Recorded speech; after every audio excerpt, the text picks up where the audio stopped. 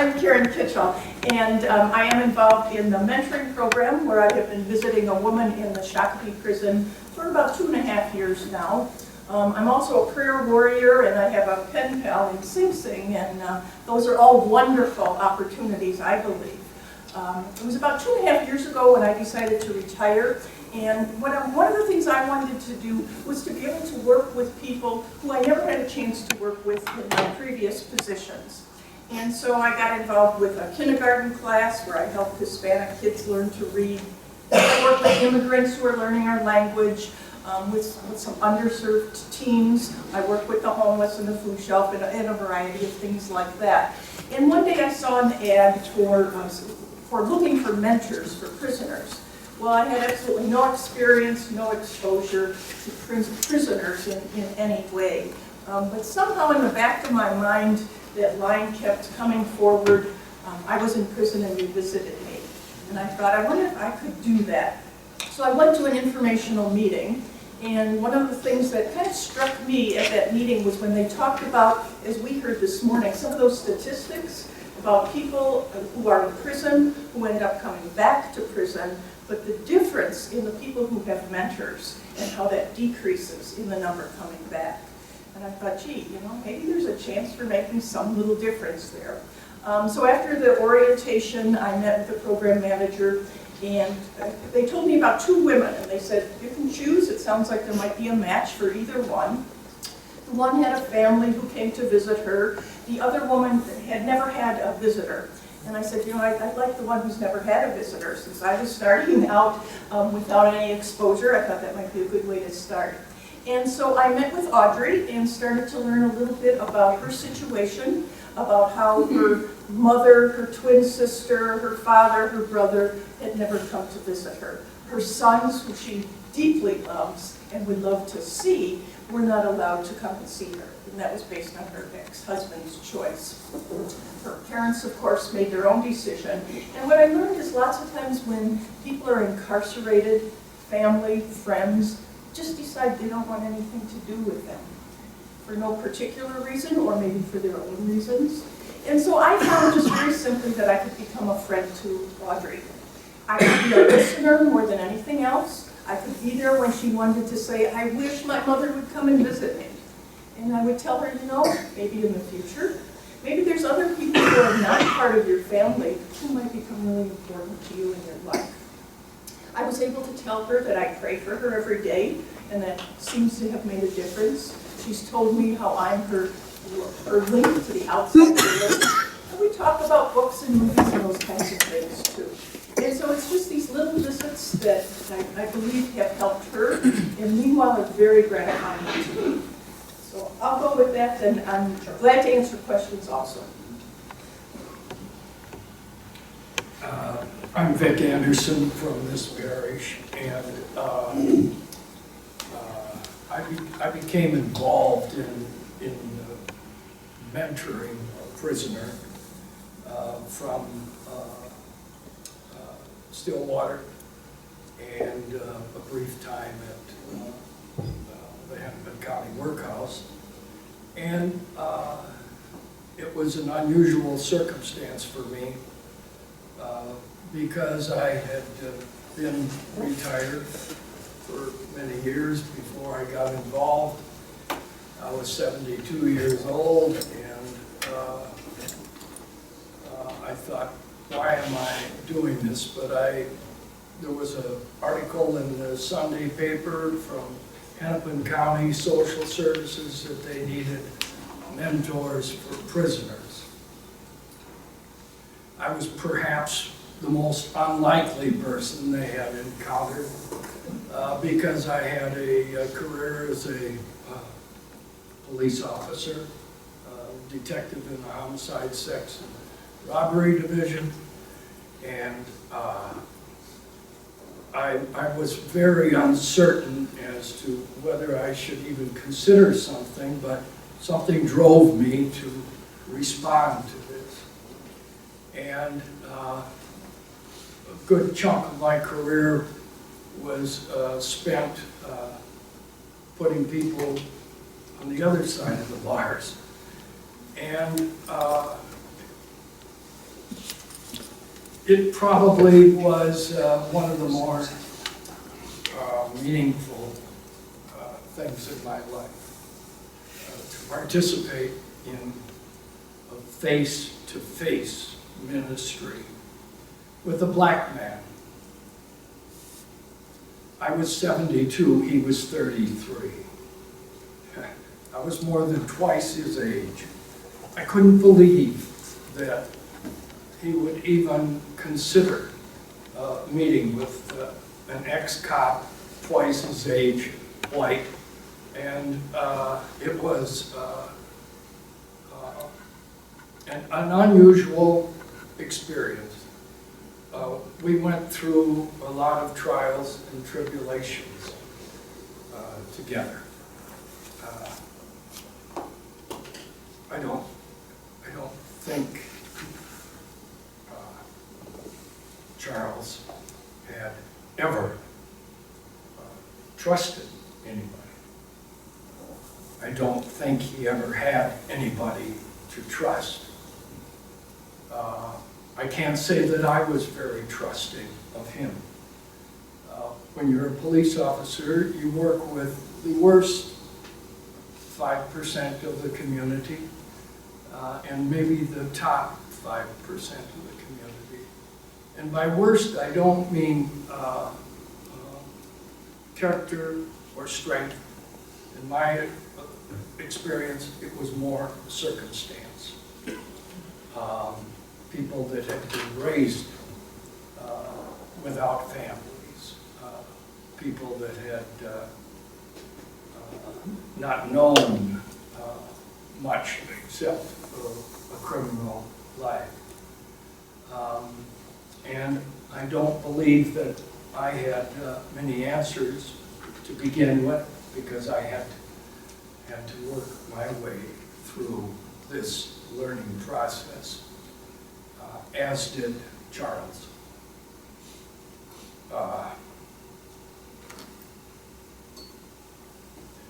Perhaps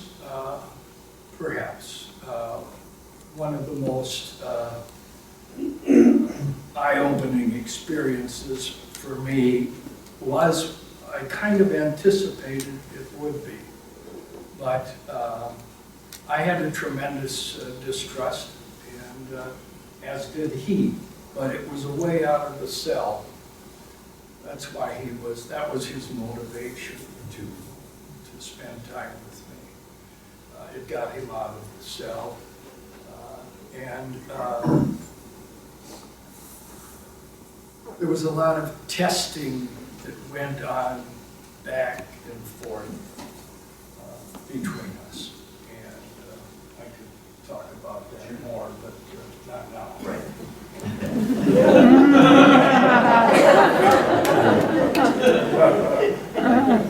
Hi, my name is Ken Schendel. I'm fairly new at trying to get into the prison fellowship here. I'm familiar with it for a good 15 years, and it's because I was in prison for 15 years.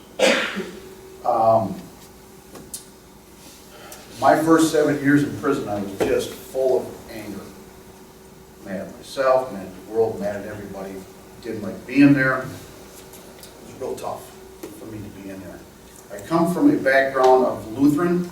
I was born in northern Minnesota and raised in southern Minneapolis.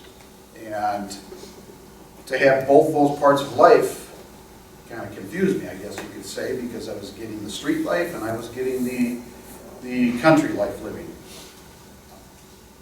More of that street life stayed to me. And I think, well, I know I should say this, that's why I went to prison, because I decided to live the street life. Today you look at me and you, wow, okay. I do it myself in the mirror. My 7 years, as I say, I was really angry, just full of anger. And I sat in a quad one day. I got sent into this new part of the unit. And there was a gentleman there, an inmate, sat at the table every day of that 1 hour out to walk around, and he would read the Bible.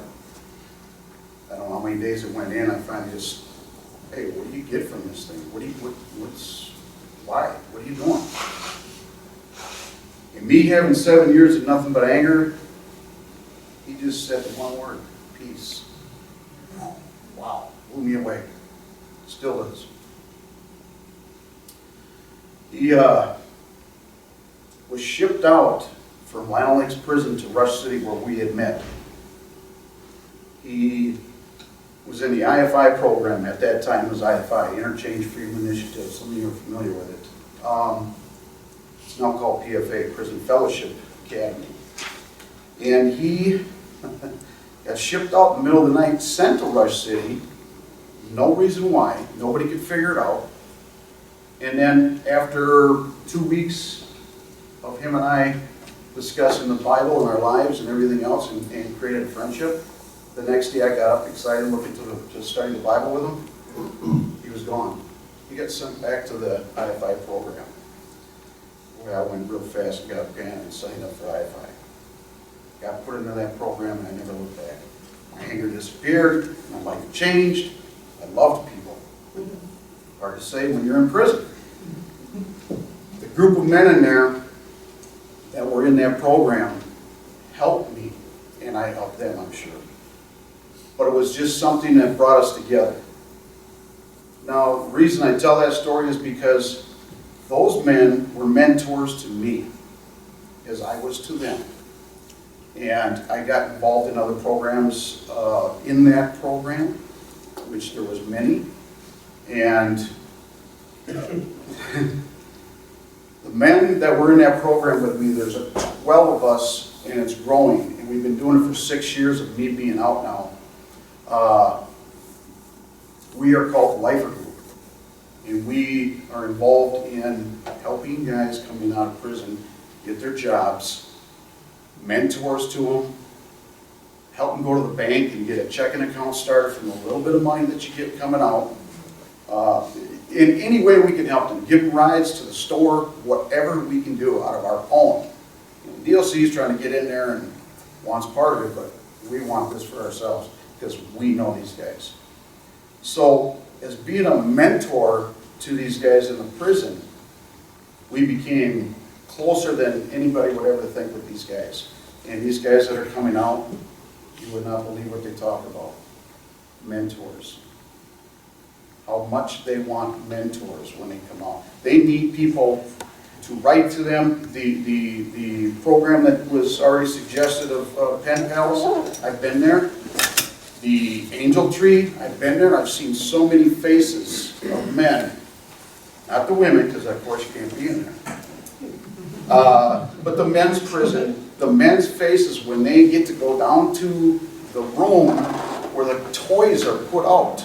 It's like going shopping for a kid when they see that stuff. The writing to one another, the pen pals, how they look forward to getting those letters and then they talk about it when they're done reading it to the other guys. And I'm talking maximum security prison guys, you know, horrific crimes. It doesn't matter. These guys, their lives change when they see this and hear this. Mentors are very important to the guys that are inside there. I have a mentor. My mentor, I knew before I went to prison, but I was so stubborn that it went in one ear and out the other. I was going to do it my way, and I did it my way, and that way did not work. That gentleman, my mentor, my dad, as I call him, not by blood, but my dad, my brother in Christ, is with me today. Still with me. Doesn't leave my son. Some mentors. Yeah. Sorry. Gets me, but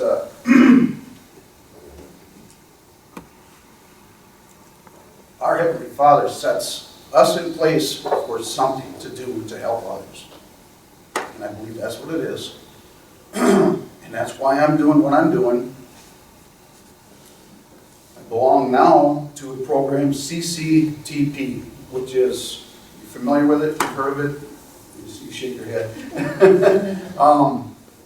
It's Construction Career Training Program. They're connected with Adolphson Peterson Construction. And God has blessed me to step into this part of the program that they have to help guys get jobs coming out. And I'm working with Hal now in the I-5 PFA program, sorry, to help some of these guys. And it's a good start because now we're getting guys that are more Christian faith-based, which shouldn't separate from other guys in the prison that are not, but it's a good start. Getting those men that believe in God, that want to walk with Christ, that want to be successful in their lives.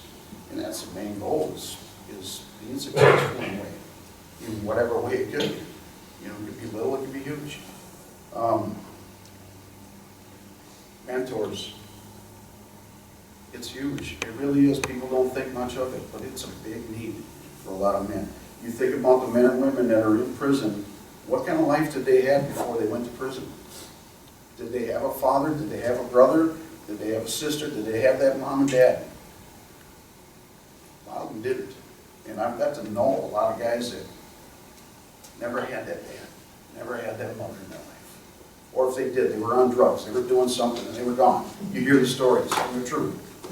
You know, so for me, meeting these guys and finding out what the key thing is that person that can stand next to them in their life, as God does with us. He was my mentor again. So, with that, that's it. Thank you. The next question, or next thing I'd like you guys to speak to is, in your mentoring process, your relationship, how has it transformed you? Just maybe personally, or obviously in a spiritual sense, but you know, the relationship over time, because that's one of the beauty with mentoring and being in those relationships. It's a growing thing. It's dynamic. It's not a set, flat thing that you check off a bunch of things as you go, but it's dynamic and growing. So you just speak to how maybe you've been transformed. And one thing we do with Prison Fellowship with the mentoring is we kind of do a twofold thing. I mean, we hear a lot about mentoring, even in workaday life, and people who are new at different businesses, they'll assign them a mentor, or someone to kind of guide and help them along. But really looking at a practical kind of life coaching sense for the men and women who are coming out who just may not have a lot of life experience with like basic things, like how do I get a bank account and filling out a resume, practical things, but also the discipleship piece, and not that I or we or our mentors are much more spiritually mature in their walk than the people they're mentoring, but just that discipling relationship there, and then bringing the Lord into it and the Holy Spirit into it, but also, like I said, in a practical sense, just really working on life things. So yeah, just speak to the transforming piece for yourself. Well, I think another little phrase that keeps coming back to me is, there but for fortune, go you and I. And it seems like every time I walk out of the prison after having visited Audrey, that phrase kind of is stuck right there in my mind. One of the things I guess that I ran into when I was kind of thinking about doing this, becoming a mentor, and even after, is a lot of people don't become a mentor because of fear. They're afraid, prison is kind of a scary thing to a lot of people. And yet what I learned is it doesn't have to be scary. It's very, very secure. And when you go into the prison facility, at least in Shakopee where I go, yes, there's a lot of security, and that's a good thing. When you go into the room where you're visiting the person that you're mentoring, you're sitting like this. There's a group of chairs, and you're sitting across from the person. It's not like there's, at least in this facility, not a glass window or something.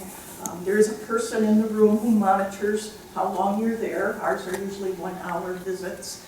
But it's just a casual conversation is all that you're having with the person. And so that fear factor, I think, just doesn't have to be there. As I mentioned, I've been doing this for about 2.5 years now, and Audrey had been in for over a year before she had a visitor. She's getting close now to the point of moving out, of being released from prison. As a matter of fact, it was probably a year ago when she said to me, when it's time for me to get out, will you come to my graduation? And I said, of course I will. And I'm looking forward to that event, which is actually coming up next month. But I also look forward to, and as Ken was talking about, the opportunity, once Audrey is released, to maintain that relationship. So she knows there is someone there for her. What will happen with her family is unknown. I would hope and pray that when she gets out, they may decide that maybe there's some forgiveness in their heart or whatever, and they can get connected again as family. But for her to know there's someone there who cares about her, who is praying for her, and will always be there for her.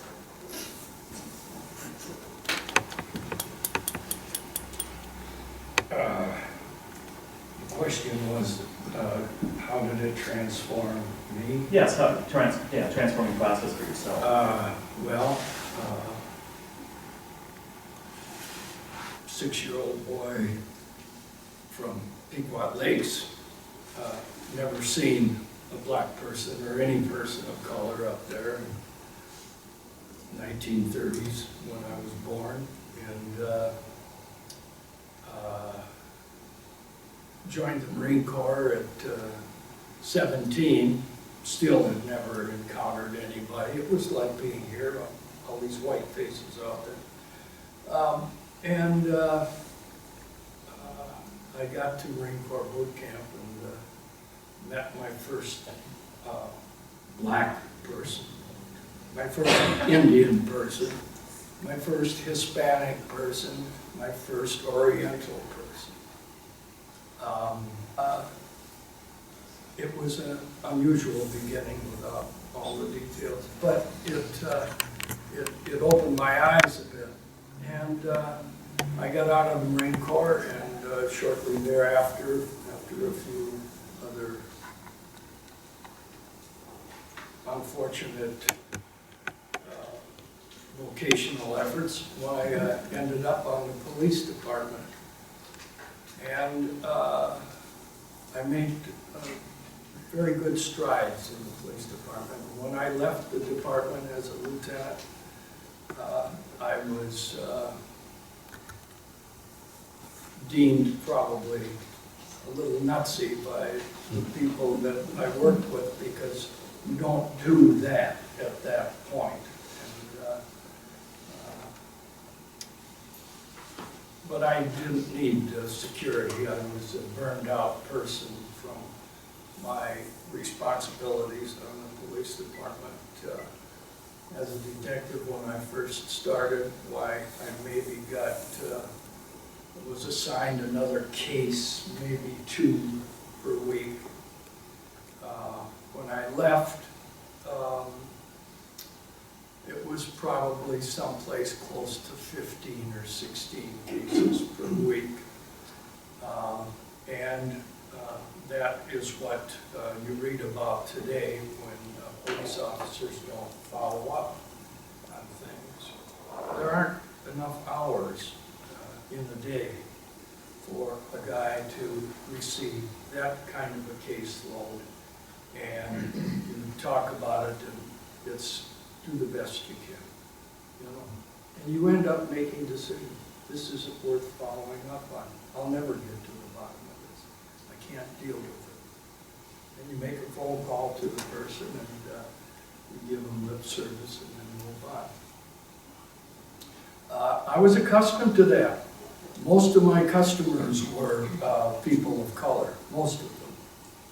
And I was basically a racist, not because that I was born with that circumstance, but because the occupation was primarily with the worst part of the black and Hispanic and colored community. And so I had a lot of hurdles to work through after I left the police department, and it was undisturbed in my next business career until after I retired and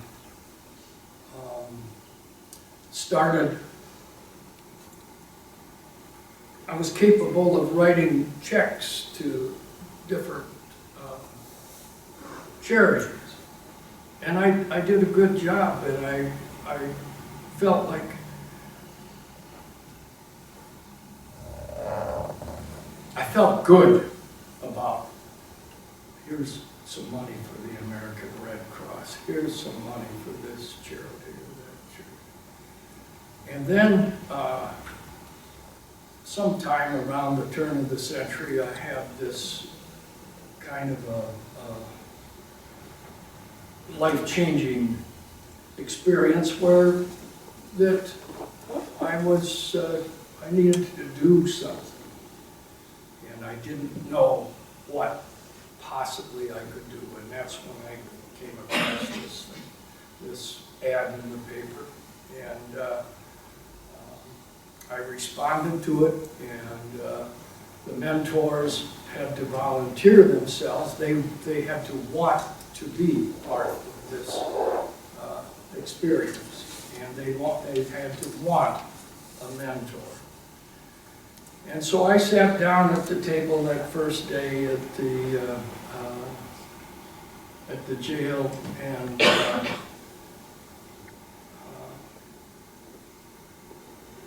he kind of looked at me and said something like, well, what do you want to know?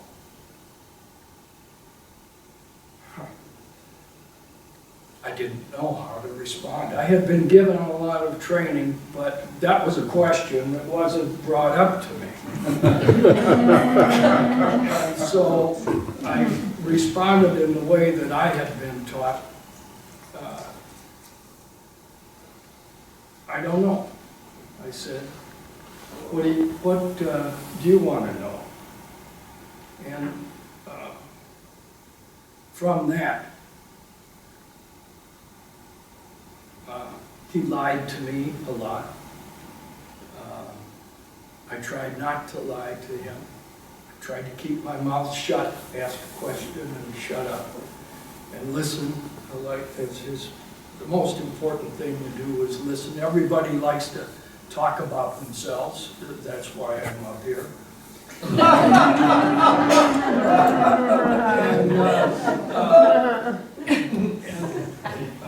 He was no exception either. He was just a person. He wanted to tell me about his life, but he didn't trust me. He told me things that I wanted to hear. That's what it was for months. There was no relationship there, other than the fact that I did one thing right. I showed up. Amen. I was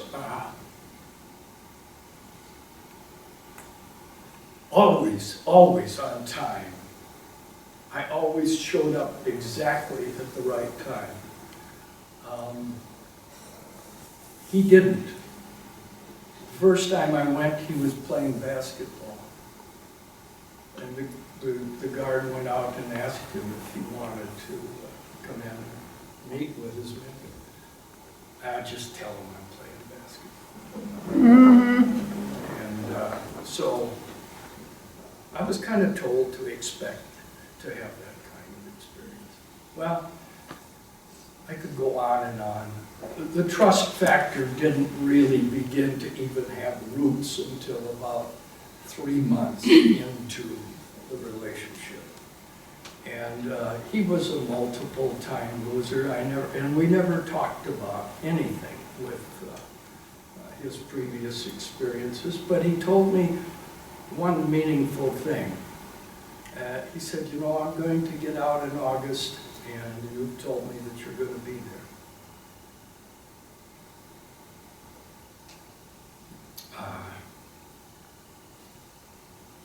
And he did, and I was there.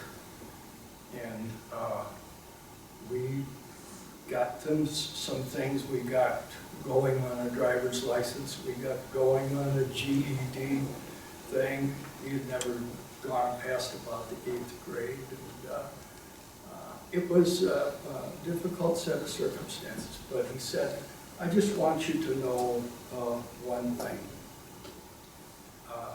He said I could go out and his rent was unbelievable. It was like $500 a month for a place with the sheetrock falling down and half the electrical outlets not working, and a freezer or a refrigerator that the freezer never worked in. It was just crap. And he said, you know, I just need you to know that I could go out in the parking lot of this building and pay my rent in about an hour.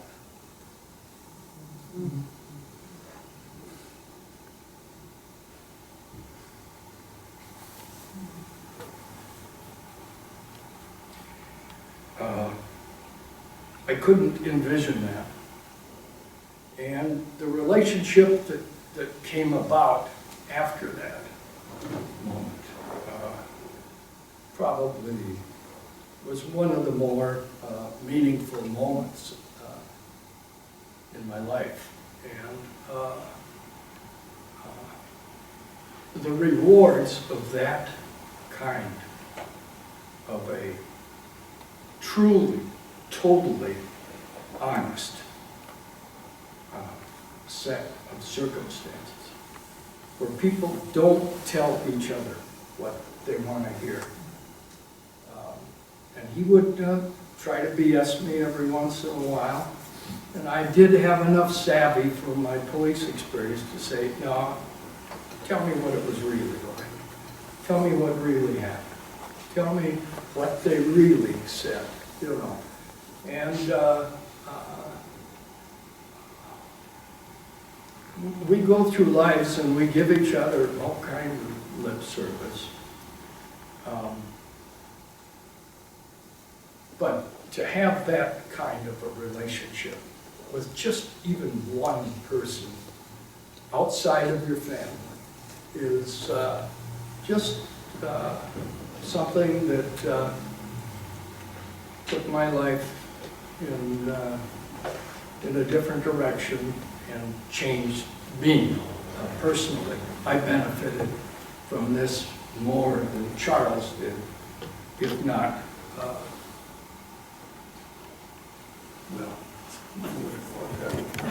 Okay, Ken. Yeah, 2 minutes, and then we can have some time for questions, so go ahead, give him the 2 minute hit. I didn't know what I was gonna say, and you just reminded me of something that falls into place of that. When I was incarcerated in '96, I spent a year under the clock, as they say in Minneapolis, and I went to St. Cloud. When I was put in St. Cloud, I sat there for about a year and a half, and they asked me to be put into, or if I would join this little program of when they brought juveniles in. And the story is, a little black kid, 14 years old, Mikey, I call him. Mikey came into the prison and he sat in that chair with the other 3 kids. And he sat there with just that, you know, I'm a tough kid look. And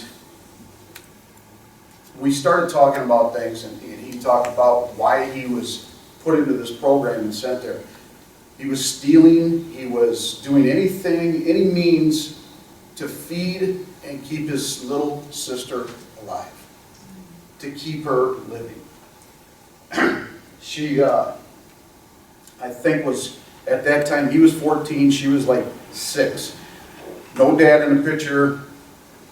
Mom was a drug addict and did not have the things that she needed to support the kids. So he would steal from cars. Basically, car stereos was his big thing. After all these times of me getting on him and saying, you're not supposed to do that, you know, you shouldn't do that, blah, blah, blah, I came to realize, saying to him that, what about your little sister? If you keep doing what you're doing, you're going to get put away. Then who's going to protect your sister?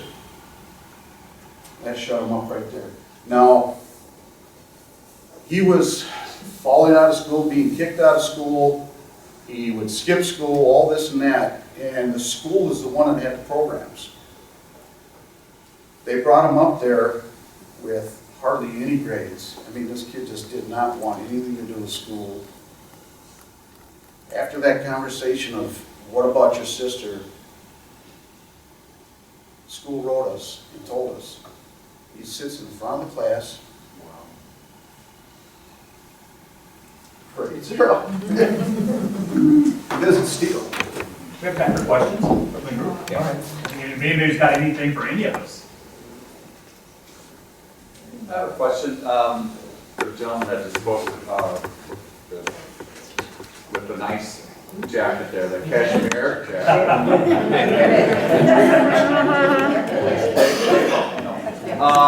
When you mentioned that he lied to you and you didn't lie very much to that gentleman that you were mentoring, did you know that through a gut feeling, or did you know that because you knew the facts of the circumstances? Because it's hard to know, right, when you're being fitted. I would say that I'm the police department. I was told and was very good at interrogating people on a face-to-face basis. That's part of being a good detective. You have to learn how to do that. And there are specific methods to doing that which you can't employ, nor would I have ever even thought of doing. But it just gave me intuition, and by asking a question, you quickly find out. You know, if you say to somebody, what are you really telling me? It works out okay.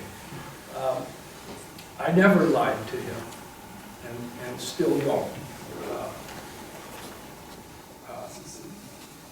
But we had a dishonest relationship for a while. I've noticed each and every one of the presenters for before and now, you have an obvious tell when you're talking. You're involved, you're emotional, you're passionate. In the first section, they talked about a distance between, because you can't tell them exactly who you are and stuff. Now you're meeting face to face. How do you deal with that yourself? Well,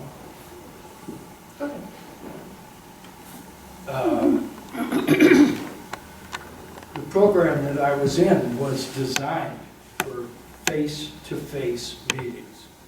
That's what the prisoners signed up for, that's what I signed up for. I felt like that was my best strength if it was going to work. Not all of these relationships in my class worked out. I started with a group of about 50 people.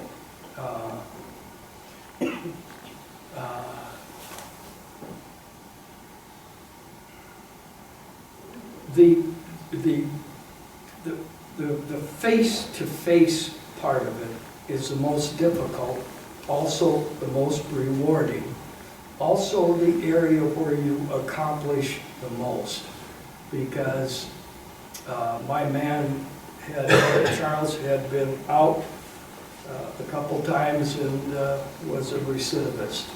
He returned to prison very shortly thereafter. This was going to be different. He wanted it to be different, and I wanted to help him. And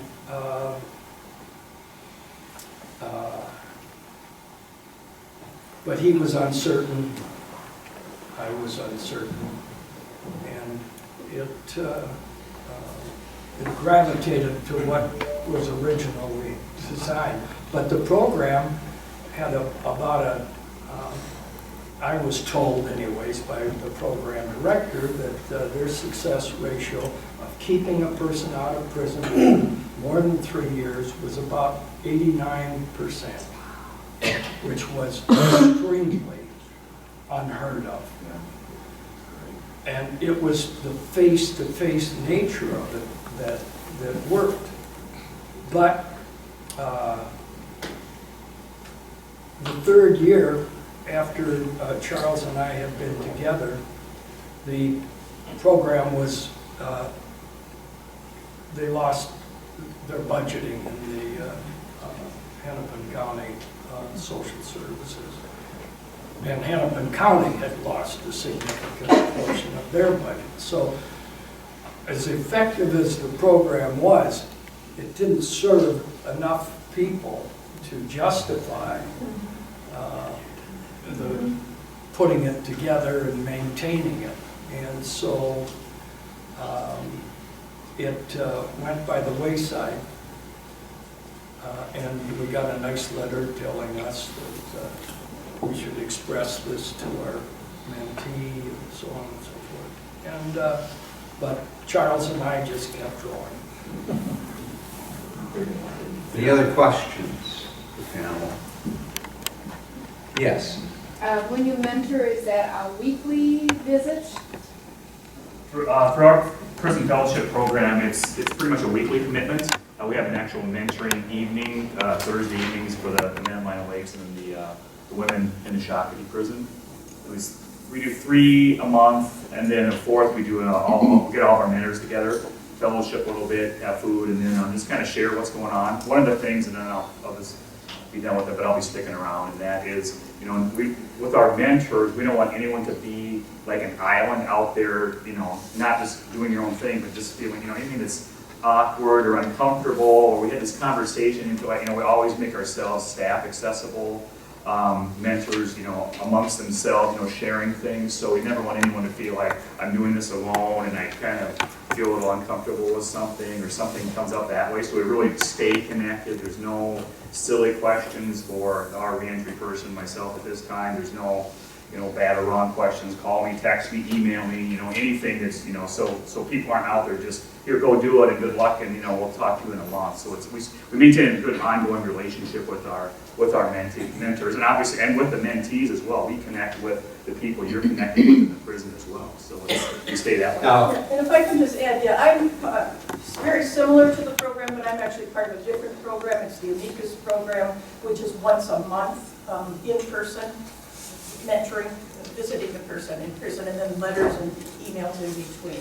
But it's just a little different program, again, with a lot of support. Father? Well, so for the gentleman on the right who beautifully opened up about how he had been incarcerated, I just ask it from an emotional or spiritual or psychological sense. Does society treat you as a formerly incarcerated person? And do you see yourself as once being an incarcerated person, or do you see yourself who had been and no longer? I mean, you know what I'm getting at? I mean, Yeah. My first test was when I got out. I was out about 2 weeks, and I went to a funeral of an old high school friend. And everybody in there knew me, and it was like the sea parted. oh wow. You know, these people here would talk to me, these people all pointing fingers. That was my first test of things. And I just go about it as whatever. You know, God was put me on a path of things. I'm going to do what He wants me to do. I'm going to keep doing what I can do for others and help them. My whole life has changed. I didn't care about people before. Now, man, you can't help enough. And when people come to me and say, well, why did you commit that crime? Why did you, you know, it's like, you know, that was a different part of me. That was a part of me that don't ever want to relive. So you don't hope, my prayer is that you don't see yourself in that label. No, no. But I do see myself in it helping people that are in that label. You know, and that's what our lifer group is about. Going back into the prisons before these guys are coming out and speak to them and let them know what life is about. You know, thank you. That's it.